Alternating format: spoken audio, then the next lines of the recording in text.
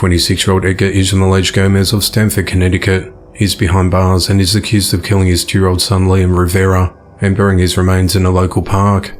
On Monday the 2nd of January, police found Liam's body in a plastic bag under fresh dirt at Cummings Park. The Chief Medical Examiner's office said that the child died of multiple blunt force trauma injuries to his head and his death was ruled a homicide.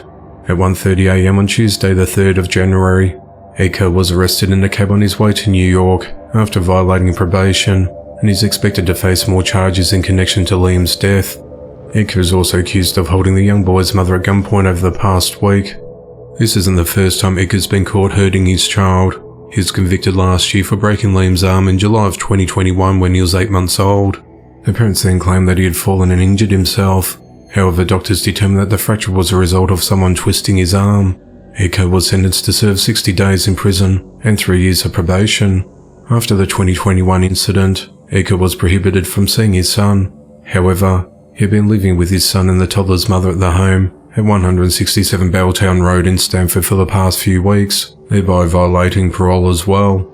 Apart from being accused of murdering his son, Edgar also allegedly held Liam's mother at gunpoint. He reportedly restricted the child's mother from getting Liam medical aid. Liam was found dead after Edgar went to his room and placed the child's remains in a plastic bag. Edgar then forced the mother of his child to drive them to and from West Virginia before she called law enforcement officials at 11:52 a.m. on Monday the 2nd of January, leading to the discovery of the boy's remains and a manhunt for Edgar.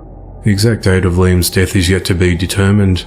Edgar's been held on a $3 million bond. A 25-year-old pregnant woman from California was fatally shot while sitting next to her father in the car on her way to a birthday party. Police have described it as a targeted attack, but so far no arrests have been made.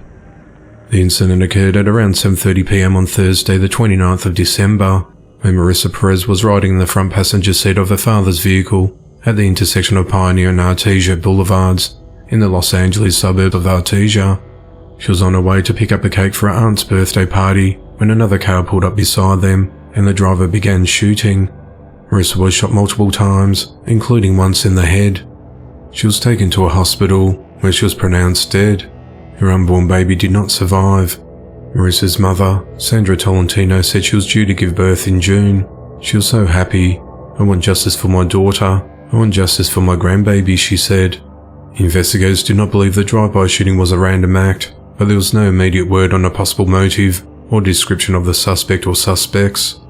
Sandra said, "It wasn't random. We know that. It was not random," she said. Marissa's brother, Isaac Tolentino, said that his sister and her boyfriend were looking forward to welcoming their baby into the world. "She was so excited. She seemed like a whole new person. I never seen my sister glow like that," he said. Marissa's family are appealing to anyone with information to come forward. They said the gunman doesn't deserve to be walking these streets. He needs to be behind bars for the rest of his life.